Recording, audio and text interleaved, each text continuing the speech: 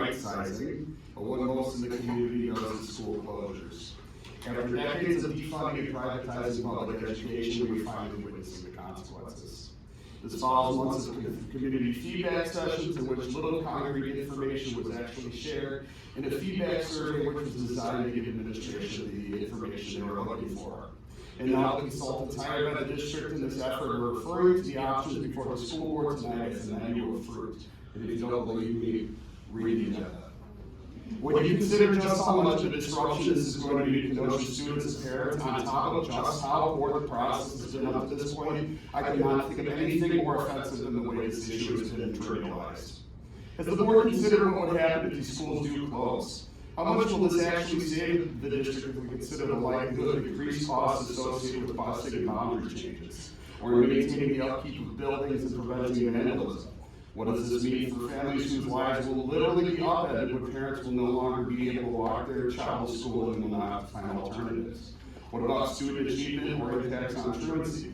Is Kenosha prepared for the venture capitalists looking to start yet another charter school or voucher school program in the building that once housed a neighborhood school?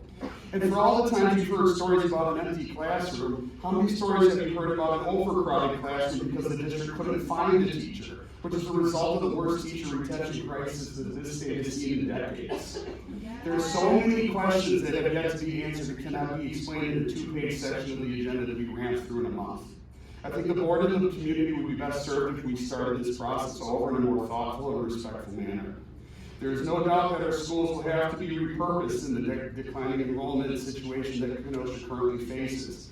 But maybe a recurring referendum that asks Kenosha residents whether or not we should continue funding these schools might be a better option.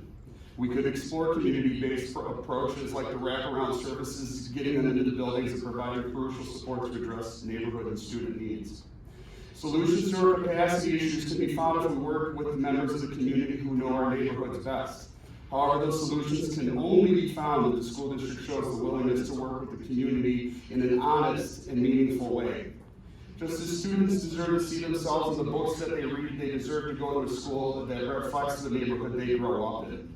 I strongly urge the board to vote on this proposal and start over. Thank you.